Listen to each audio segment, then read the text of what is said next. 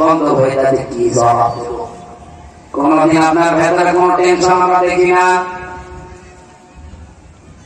আপনি শুধু আছেন টেনশনে, আপনি নিজের টেনশনে আছেন। কত প্রকাশ্য শিরিক চলছে জমিনে, প্রকাশ্য বেদাত চলছে, আপনার কোনো মাথা ব্যথা নেই, আপনার চেহারার কোনো পরিবর্তন নেই। একটা বিধান জমিনে এখনো পর্যন্ত কায়েম হল নাই ৫৬,০০০ বর্গ মাইলের দেশে, অথচ ৫৪ বছর আমরা স্বাধীন। একটা বিধান কায়েম হয় না, কোনো মুসলমানের কোনো টেনশন নেই। কি জবাব দেবেন আপনি কবরে? যে বলবে ফেরেশতা আমার রব, আমার রবকে কি বলবে? জীবনে বলতে পারবেন না রব্বি আল্লাহ। কারণ রব মানে সৃষ্টিকর্তা, রব মানে আইনদাতা, রব মানে পালনকর্তা, রব মানে অভিভাবক, রব মানে উকিল। একটা আমাদের জীবনে মেলে না। সৃষ্টিকর্তা আমরা আল্লাহকে বিশ্বাস করি না। ফসলে বরকত হয় কে দেয়? ফসলের বরকত সৃষ্টি করে দেয় কে? আরো বলেন, কত মানুষ এই দেশে বলে মা দুর্গা গজা চড়িয়ে এসেছে, এই জন্য ফসলে বরকত হয়েছে। ফসলে বরকত সৃষ্টি করে কি গজায়, দুর্গায়? কে? আপনি সৃষ্টিকর্তা আল্লাহকে মানেন না, বিশ্বাস করেন না। হিন্দুদের একটা ভোট পাওয়ার জন্য আপনি ইমান পর্যন্ত বিক্রি করে দিলেন। ২ নাম্বার ১২ কোটি রব মানে আইনদাতা, ৫০০ আইনের একটা আইনও দেশে চলছে না।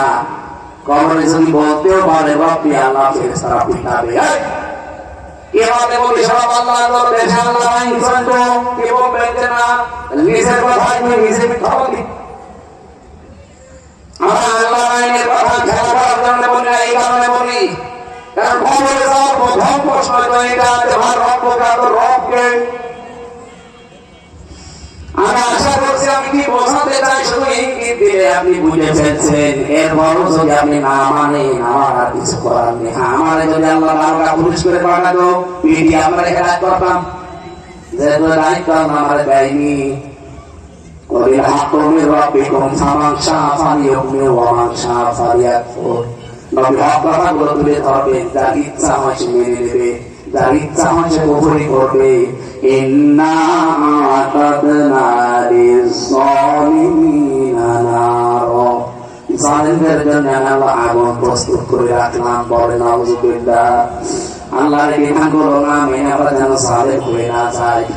আমি আবার বলছি, ফিরে আসেন আল্লাহ দ্বীনের দিকে, দিন কায়েমের দিকে ফিরে আসা লাগবে আমাদের। আমি এতটুকু অন্তত বুঝেছি, 2টা জায়গায় মত পার্থক্য করা জায়েজ নেই, হারাম। একটা হচ্ছে ওয়াতাসিমু বিহাবলিল্লাহি জামিআ ওয়া লা তাফাররাকু। এই জায়গায় যখন বলা হবে কোরআন আঁকড়িয়ে ধরেন, এখানে কোনো ফতোয়াবাজি চলবে না। 2 নম্বরে আছে সূরা শূরা 13 নম্বর আয়াতে ওয়াকিমুদ্দীন ওয়া লা